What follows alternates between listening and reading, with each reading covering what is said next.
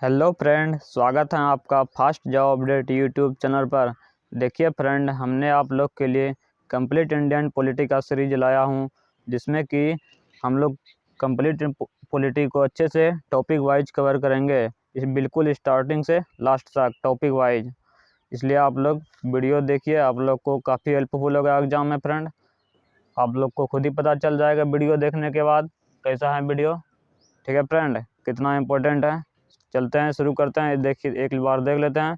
इसमें हम लोग कंप्लीट इंडियन पॉलिटी का थ्योरी प्लस PYQ कंप्लीट करेंगे। पहले कोई टॉपिक उठाएंगे, उसके बाद पहले उसको अच्छे से डिस्कस करेंगे डिटेल में।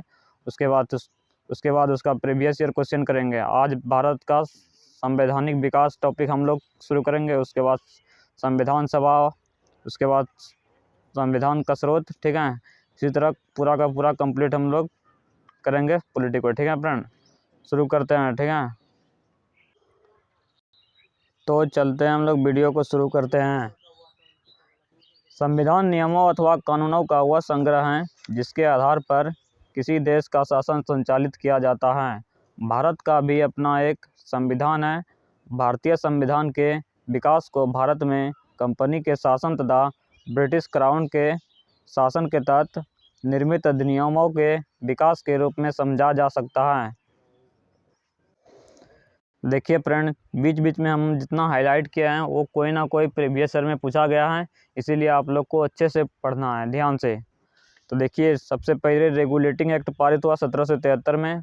ईस्ट इंडिया कंपनी शासन हेतु पारित ब्रिटिश संसदीय अधिनियम, जो कि 1773 से 1853 के बीच जो एक्ट लाया गया, उसको पहले हम लोग डिटेल से उसका डिस्कशन करेंगे। रेगुलेटिंग एक्ट 1773 में पारित हुआ।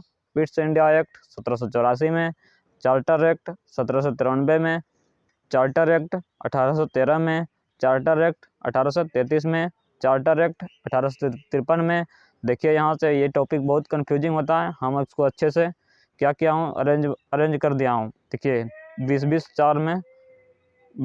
साल के अंदर चार्टर एक्ट आ रहा है, देख लीजिए। 1700 रेगुलेटिंग एक्ट आप लोग 73 में याद रखिए। उसके बाद 11 साल बाद आ गया पिट्स इंडिया एक्ट। उसके बाद चार्टर एक्ट 93 में आया। उसके बाद 20 साल बाद 1813 में चार्टर एक्ट आया। उसके बाद 1833 में चार्टर एक्ट आया। उसके बाद 1853 में चार्टर एक्ट आया। आप लोग अच्छे से इसको इस तरह से याद कीजिएगा, तब अच्छे से याद रहेगा।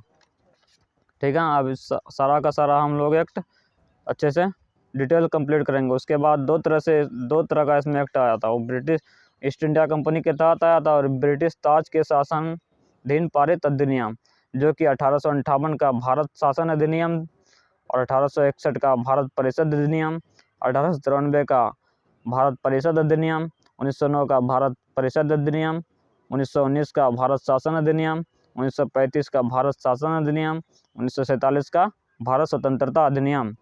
सारा का सारा अधिनियम डिटेल से एक्सप्लेनेशन करेंगे। ठीक है फ्रेंड, आप लोग वीडियो में बने रहें। यहाँ से बहुत सारा क्वेश्चन पूछता है। सबसे पहले हम 1773 का रेगुलेटिंग एक्ट देख लेते हैं। इस नियम के द्वारा भारत में ईस्ट इंडिया कंपनी के शासन पर ब्रिटिश शासन का नियंत्रण स्थापित किया गया। इस नियम के तहत बंगाल के गवर्नर को बंगाल का गवर्नर जनरल का पद नाम दिया गया। इस व्यवस्था के तहत वारेन हेस्टिंग बंगाल का प्रथम गवर्नर जनरल बना। इस व्यवस्था के तहत मद्रास एवं मुंबई के गवर्नर को बंगाल का गवर्नर जनरल के अधीन कर दिया गया। 1773 का रेगुलेटिंग एक्ट के तहत ही 1773 के रेगुलेटिंग एक्ट के तहत 1774 में बंगाल में एक उच्चतम न्यायालय की स्थापना की गई। देखिए, ये क्वेश्चन काफ़ी बार पूछ लेता है। 1774 में बंगाल में एक उच्चतम न्यायालय की स्थापना हो गई, जिसमें एक मुख्य न्यायाधीश तथा 3 अन्य न्यायाधीश थे। इस उच्चतम न्यायालय के प्रथम मुख्य न्यायाधीश सर एलिजा इम्पे थे। ये क्वेश्चन भी काफ़ी बार पूछा गया। इस उच्चतम न्यायालय के प्रथम मुख्य न्यायाधीश कौन थे? सर एलिजा इम्पे, आप लोग को याद रखना है। जबकि 3 अन्य न्यायाधीश में चैम्बर, लेमेस्टर तथा हाइडे थे। इस व्यवस्था के तहत कंपनी के कर्मचारियों को निजी व्यापार करने तथा भारतीय से उपहार लेने से प्रतिबंध लगा दिया। उसके बाद देख लेते हैं 1773 का रेगुलेटरी एक्ट के तहत और क्या हुआ। इस अधिनियम के तहत कंपनी द्वारा भारत की राजस्व नागरिक और सैन्य संबंधी समस्त सूचनाएं ब्रिटिश सरकार को देना अनिवार्य कर दिया गया। इसी बीच में एक्ट ऑफ सेटलमेंट 1781 में आया, जो कि रेगुलेटिंग एक्ट की कमियों को दूर करने के लिए लाए गए थे। इस अधिनियम के तहत कोलकाता के सरकार को बंगाल, बिहार तथा उड़ीसा के लिए भी विधि बनाने का अधिकार प्रदान किया, यानी कि कानून बनाने का भी अधिकार प्रदान किया। उसके बाद 1784 में पिट्स इंडिया एक्ट आया।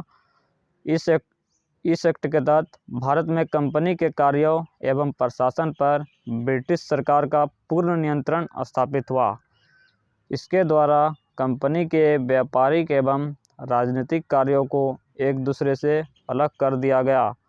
भारत में कंपनी द्वारा शासित क्षेत्र को पहली बार ब्रिटिश आधिपत्य क्षेत्र कहा गया।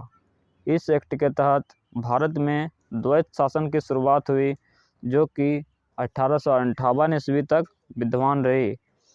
कंपनी के वाणिज्यिक संबंधी मामलों की देखरेख के लिए निदेशक मंडल, बोर्ड ऑफ डायरेक्टर्स की अनुमति दी गई, परंतु राजनीतिक मामले के लिए नियंत्रण बोर्ड ऑफ कंट्रोल का गठन किया गया। यहाँ पे ध्यान रखना है, राजनीतिक मामले के लिए बोर्ड ऑफ नियंत्रण की स्थापना की गई और वाणिज्यिक मामलों के लिए बोर्ड ऑफ डायरेक्टर्स की नियुक्ति की गई। 1786 का अधिनियम। इस अधिनियम के तहत गवर्नर जनरल को विशेष परिस्थितियों में अपनी परिषद के निर्णय को निरस्त करने का अधिकार प्रदान किया गया। गवर्नर जनरल को प्रधान सेनापति की शक्तियां भी प्रदान की गई। यह दोनों अधिकार सर्वप्रथम लॉर्ड कॉर्नवालिस ने प्राप्त किया। Very important. अब देखते हैं, यहाँ पे बच्चे को काफ़ी कन्फ्यूजन होता है। पहले देख लेते हैं। सबसे पहले कंपनी के द्वारा रॉबर्ट क्लाइव को भारत का प्रथम गवर्नर जनरल नियुक्त किया, जो कि 1758 से 1760 तक काम किया। उसके बाद फिर एक बार 1765 से 1767 के बीच में काम किया रॉबर्ट क्लाइव। अब देख लेते हैं। उसके बाद वारन हेस्टिंग आ जाता है। वारन हेस्टिंग जो कि बंगाल का प्रथम गवर्नर जनरल, जो कि 1774 से 1785 बंगाल का प्रथम गवर्नर जनरल के रूप में काम किया और बंगाल का अंतिम गवर्नर जनरल के रूप में 1772 से 1774 के बीच में काम किया, जिससे इसको बंगाल का प्रथम गवर्नर जनरल के नाम से भी जाना जाता है तथा बंगाल का अंतिम गवर्नर जनरल का भी नाम से वारन हेस्टिंग को ही जानते हैं हम लोग। ऐसे एक एक करके पढ़ने से बच्चा कंफ्यूज हो जाता है। इस तरह से पढ़िएगा तो याद रहेगा। उसके बाद बंगाल का, और उसके बाद लॉर्ड विलियम बेंटिन का कार्यकाल बंगाल के अंतिम गवर्नर के रूप में 1828 से 1834 के रूप में हुआ और 1834 से 1835 के बीच में भारत का प्रथम गवर्नर जनरल के रूप में हुआ। इसीलिए लॉर्ड विलियम बेंटिन को भारत का प्रथम गवर्नर जनरल भी बोलते हैं और बंगाल का अंतिम गवर्नर जनरल भी बोला जाता है इसको। उसके बाद देख लेते हैं लॉर्ड कैनिंग आया। उसके बाद लॉर्ड कैनिंग का शासनकाल भारत का प्रथम वायसराय के रूप में 1858 से 1862 के रूप में और 1856 से 1858 के बीच कंपनी द्वारा नियुक्त भारत का अंतिम गवर्नर जनरल इसीलिए लॉर्ड कैनिंग को कंपनी द्वारा नियुक्त भारत का अंतिम गवर्नर जनरल भी कहा जाता है और भारत का प्रथम वायसराय लॉर्ड कैनिंग को ही बोला जाता है। उसके बाद लॉर्ड माउंटबेटन आया, जो कि मार्च 1947 से अगस्त 1948 तक भारत का अंतिम गवर्नर जनरल के रूप में काम किया। उसके बाद अगस्त 1947 से जून 1948 तक स्वतंत्र भारत का प्रथम गवर्नर जनरल के रूप में काम किया। इसीलिए लॉर्ड माउंटबेटन को भारत का प्रथम गवर्नर जनरल भी कहा जाता है तथा भारत का अंतिम वायसराय भी कहा जाता है। उसके बाद लास्ट में आया श्री राजगोपालाचारी, जो कि भारत के ही थे। जून 1948 से जनवरी 1950 तक स्वतंत्र भारत का प्रथम तथा अंतिम गवर्नर जनरल इसको कहते हैं हम लोग। यहाँ से आप लोग का सारा कन्फ्यूजन और डाउट यहाँ से ख़त्म हो जाएगा। ठीक है फ्रेंड, आप लोग अच्छे से देख लीजिए, इससे बच्चे का डाउट ख़त्म नहीं होता है। यहाँ से बच्चे को कन्फ्यूजन ही रह जाता है सारा का सारा सब दिन। उसके बाद 1793 का चार्टर एक्ट आया। इस अधिनियम के तहत कंपनी के एकाधिकार को 20 वर्ष के लिए बढ़ा दिया गया। इस एक्ट में सिर्फ इतना ही पढ़ना है, यही इम्पोर्टेंट है। उसके बाद 1813 का चार्टर एक्ट में क्या क्या हुआ उसको हम लोग डिटेल से पढ़ते हैं। इसके द्वारा कंपनी के भारतीय व्यापार के अधिकार को समाप्त कर दिया गया।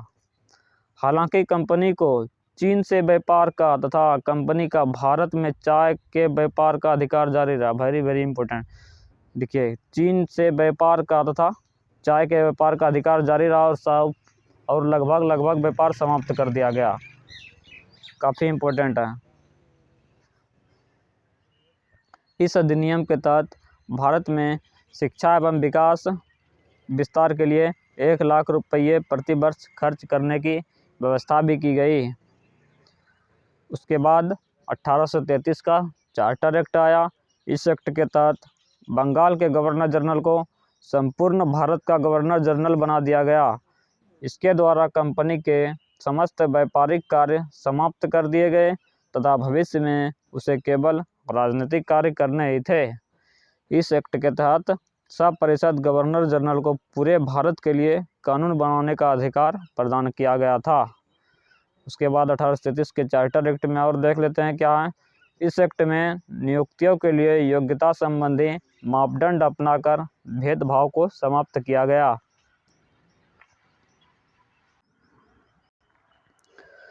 इस चार्टर एक्ट की धारा 87 के अनुसार कोई भी भारतीय केवल धर्म, जन्मस्थान, वंश और वर्ण के आधार पर सरकारी सेवा के लिए अयोग्य नहीं समझा जा सकता था। 1833 के चार्टर एक्ट के तहत दास प्रथा को कानून के खिलाफ घोषित किया गया तथा 1843 से कानून बनाकर समाप्त कर दिया गया। बहुत बार पूछ लेता है एग्जाम में, दास प्रथा को समाप्त कब किया गया, तो 1843 में हो जाएगा। 1853 का चार्टर एक्ट हम लोग देखते हैं। इसके द्वारा कार्यपालिका तथा विधायी शक्तियों को पृथक करने की व्यवस्था की गई। विधि निर्माण हेतु इस व्यवस्था के भारतवर्ष के लिए एक पृथक विधानसभा की स्थापना की गई। 1853 के चार्टर एक्ट के तहत सिविल सेवा की भर्ती एवं चयन हेतु खुली प्रतियोगिता का शुभारंभ किया गया। उसके बाद 1858 का भारत शासन अधिनियम। 1858 का भारत शासन अधिनियम और 1861 का भारत शासन अधिनियम से ज़्यादा क्वेश्चन एग्जाम में पूछा जाता है फ्रेंड, ठीक है, इसीलिए आप लोग अच्छे से याद कीजिए। यहाँ देखिए, जो हम हाईलाइट किया है ना, वो सब सारा प्रीवियस ईयर में पूछा हुआ है। 1857 के प्रथम स्वतंत्रता संग्राम के उपरांत ब्रिटिश सरकार द्वारा 1858 का भारत शासन अधिनियम पारित किया गया। इस अधिनियम को act for the better government of India के नाम से भी जाना जाता था। इस अधिनियम के द्वारा कंपनी के शासन को समाप्त कर भारत के शासन को ब्रिटिश ताज के अधीन कर दिया गया। 1784 के पिट्स इंडिया एक्ट द्वारा लागू द्वैत शासन प्रणाली को भी समाप्त कर दिया गया। भारत के गवर्नर जनरल को अब भारत के वायसराय के नाम से भी जाना जाने लगा, जो कि भारत में ब्रिटिश क्राउन ताज का प्रत्यक्ष प्रतिनिधि होता था। लॉर्ड कैनिंग भारत का प्रथम वायसराय बना। अभी हम लोग वहाँ पे पढ़े थे ना, वही सब यहाँ पे दिया हुआ है। 1858 के भारत शासन अधिनियम द्वारा भारत के राज्य सचिव पद का सृजन किया गया, जिसमें भारतीय प्रशासन पर संपूर्ण नियंत्रण की शक्ति निहित थी। 1861 का भारत परिषद अधिनियम। इसके द्वारा कानून बनाने की प्रक्रिया में भारतीय प्रतिनिधियों को शामिल करने की शुरुआत की गई। 1862 में लॉर्ड कैनिंग द्वारा 3 भारतीय, बनारस के राजा, पटियाला के राजा और सर दिवाकर राव को विधान परिषद में मनोनीत किया गया था। वायसराय को आपातकाल में विधान परिषद की सलाह के बिना ही अध्यादेश जारी करने की अनुमति प्रदान की गई, जिसकी अवधि 6 माह होती थी। इस अधिनियम के द्वारा वायसराय को नए प्रांतों की स्थापना तथा उसकी सीमाओं में परिवर्तन का अधिकार भी प्राप्त हो गया। वायसराय के प्रांतों में विधान परिषद की स्थापना की शक्ति प्रदान की गई।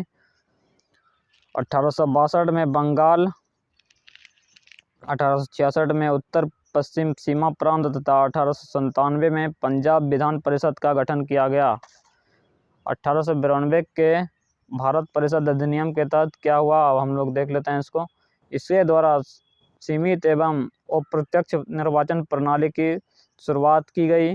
केंद्रीय विधान परिषद के भारतीय सदस्यों को वार्षिक बजट पर बहस करने तथा सरकार से 6 दिन पूर्व नोटिस पर प्रश्न पूछने का अधिकार दिया गया, परंतु पूरक प्रश्न पूछने तथा मतदान का अधिकार नहीं था। सीमित अर्थों में निर्वाचन पद्धति का आरंभ किया जाना इस अधिनियम की समिति की महत्वपूर्ण विशेषता थी। 1909 का भारत परिषद अधिनियम काफ़ी इम्पोर्टेंट, 1909 और 1919, 1935 ये सब से क्वेश्चन काफ़ी एग्जाम में आया है फ्रेंड। देख लेते हैं इसमें क्या। 1919 के इस अधिनियम को मार्लो मिंटो सुधार के नाम से जाना जाता है। लॉर्ड मिंटो तत्कालिक वायसराय तथा जॉन मार्ले राज्य सचिव थे।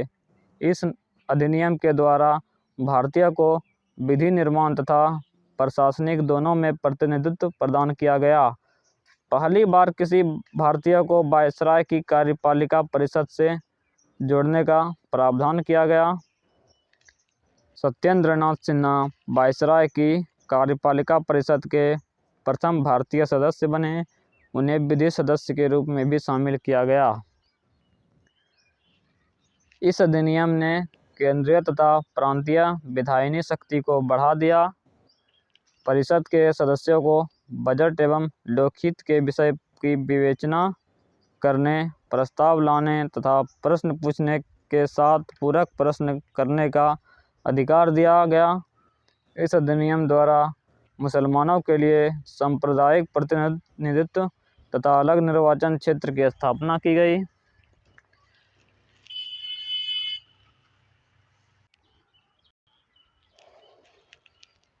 इस अधिनियम द्वारा मुसलमानों के लिए सांप्रदायिक प्रतिनिधित्व तथा अलग निर्वाचन क्षेत्र की स्थापना की गई। इसने सांप्रदायिकता को वैधानिकता का रूप प्रदान किया। लॉर्ड मिंटो को सांप्रदायिक निर्वाचन के जनक के रूप में भी जाना जाता है। अब 1919 का भारत शासन अधिनियम पढ़ेंगे हम लोग। इसे मॉन्टेग्यू चेम्सफोर्ड सुधार के नाम से भी जाना जाता है।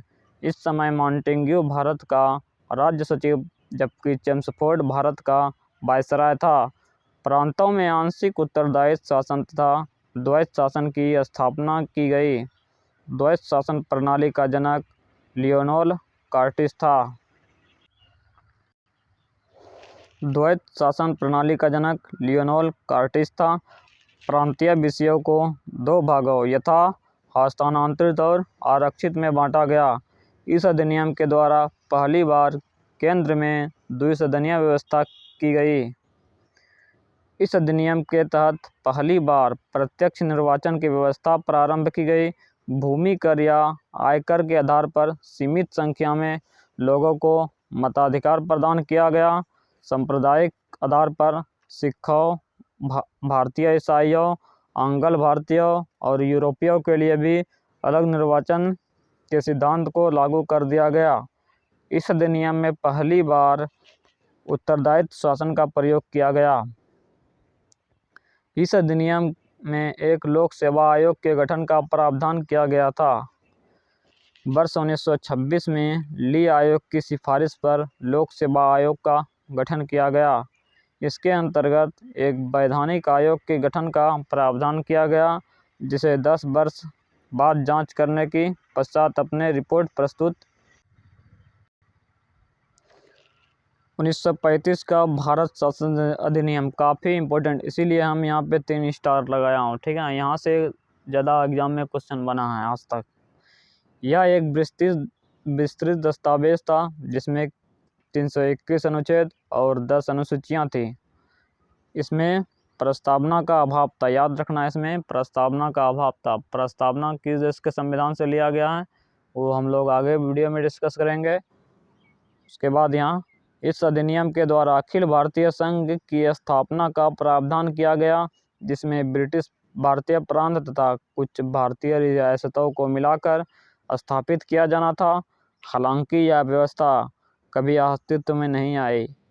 1935 के भारत शासन अधिनियम के तहत प्रांतों में द्वैत शासन की व्यवस्था समाप्त करके केंद्र में द्वैत शासन लागू किया गया तथा प्रांतों को स्वायत्तता प्रदान की गई। 1935 का भारत शासन अधिनियम के तहत और क्या क्या हुआ देख लेते हैं। कुछ प्रांतों में द्विसदनीय व्यवस्था की गई। कुल 11 ब्रिटिश प्रांतों में से 6 प्रांतों बम्बई, मद्रास, बिहार, बंगाल, संयुक्त प्रांत और असम में विधान परिषद और विधानसभा की स्थापना हुई। इस अधिनियम के तहत 1937 में एक संघीय न्यायालय की स्थापना की गई। इसने भारत शासन अधिनियम 1858 द्वारा स्थापित भारत परिषद अधिनियम को समाप्त कर दिया गया।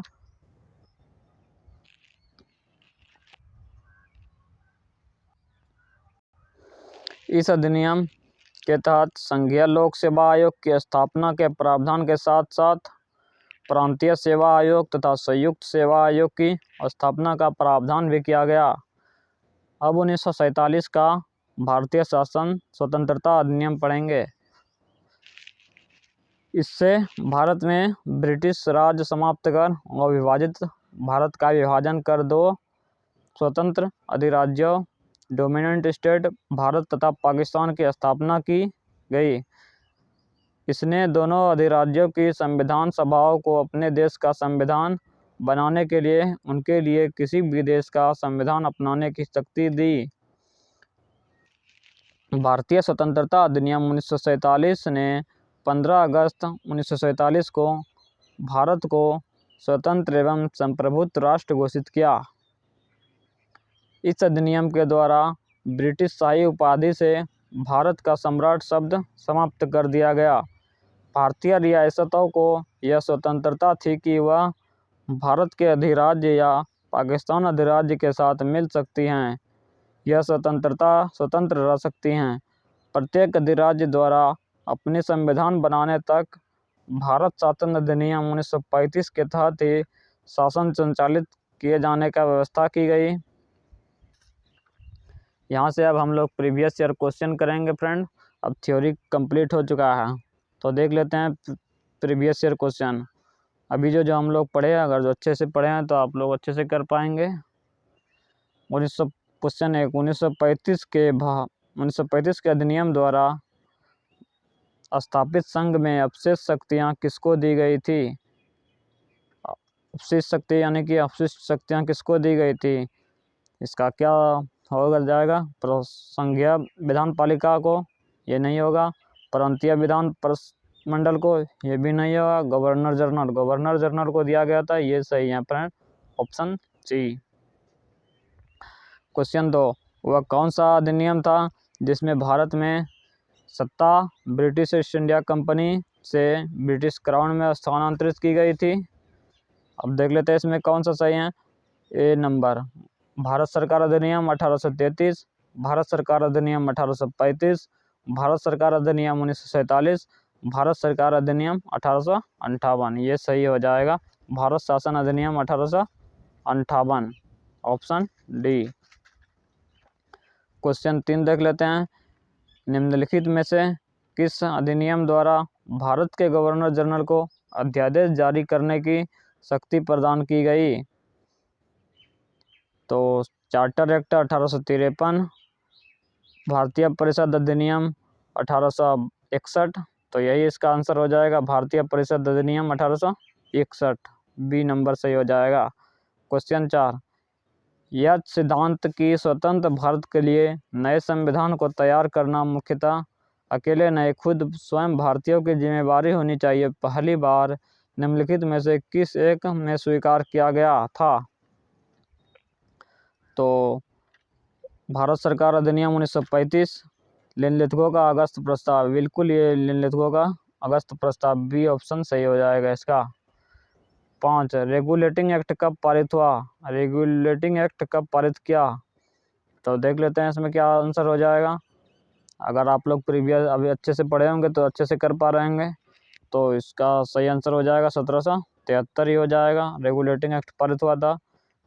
क्वेश्चन 6 भारत के गवर्नर जनरल को किस एक्ट के द्वारा अपनी समिति के निर्णय को अस्वीकार करने का अधिकार मिला? तो 1773 का रेगुलेटिंग एक्ट, 1784 का पिट्स इंडिया एक्ट, 1786 का अमेंडमेंट एक्ट। 1786 का अमेंडमेंट एक्ट इसका सही आंसर हो जाएगा। पिट्स इंडिया एक्ट किस वर्ष पारित किया गया? पिट्स इंडिया एक्ट किस वर्ष पारित किया गया? 1784। तो बिल्कुल यही इसका आंसर हो जाएगा। 1784 में पिट्स इंडिया एक्ट पारित हुआ। तो इसका सही ऑप्शन हो जाएगा ऑप्शन ए। मार्ले मिंटो सुधार का उद्देश्य क्या था? मार्ले मिंटो सुधार का उद्देश्य क्या था? पृथक निर्वाचन प्रणाली। तो बिल्कुल इसका सही आंसर हो जाएगा ऑप्शन ए, पृथक निर्वाचन प्रणाली इसका मार्ले मिंटो सुधार का मुख्य उद्देश्य था। क्वेश्चन 9 मार्ले मिंटो सुधार बिल किस वर्ष पारित किया गया? मार्ले मिंटो सुधार बिल देख लेते हैं 1905 में, 1909 में। तो इसका सही आंसर हो जाएगा 1909 में। क्वेश्चन 10 डैश यूनाइटेड किंगडम की संसद का एक अधिनियम है जिसमें 1947 में ब्रिटिश भारत को भारत और पाकिस्तान के 2 नए स्वतंत्र उपनिवेश में विभाजित किया गया। तो देख लेते हैं इसका सही आंसर क्या है। Pitt's India act 1800, Pitt's India act अधिनियम, राउलेट अधिनियम, भारत सरकार अधिनियम, भारतीय स्वतंत्रता अधिनियम। तो बिल्कुल इसका सही आंसर हो जाएगा भारतीय स्वतंत्रता अधिनियम, ऑप्शन डी हो जाएगा। आज का लास्ट क्वेश्चन है फ्रेंड, वीडियो कैसा लगा फ्रेंड? अगर वीडियो अच्छा लगे तो वीडियो को लाइक कर देना, और जो चैनल को सब्सक्राइब नहीं किया है तो चैनल को सब्सक्राइब कर दिया कीजिएगा। इसका पीडीएफ हम टेलीग्राम चैनल पर डाल देंगे, आप लोग वहां से भी पढ़ सकते हैं। और आप लोग टेलीग्राम चैनल ज्वाइन, डिस्क्रिप्शन में लिंक दे देंगे, ज्वाइन कर लीजिएगा आप लोग। और कोई दिक्कत हो तो कमेंट बॉक्स में ज़रूर बताइएगा। आज का लास्ट क्वेश्चन देख लेते हैं। प्रांतीय स्वायत्तता शुरू करने के लिए भारत की ब्रिटिश सरकार द्वारा कौन से अधिनियम पारित किया गया था? तो 11 का सही आंसर क्या हो जाता है देख लेते हैं। 1892 का भारत परिषद अधिनियम, 1853 का चार्टर अधिनियम, 1935 का भारत सरकार अधिनियम। तो बिल्कुल इसका सही आंसर हो जाएगा ऑप्शन सी, 1935 का भारत सरकार अधिनियम हो जाएगा। तो ठीक है फ्रेंड, वीडियो पे यही ख़त्म करते हैं। वीडियो कैसा लगा कमेंट बॉक्स में ज़रूर बताइएगा।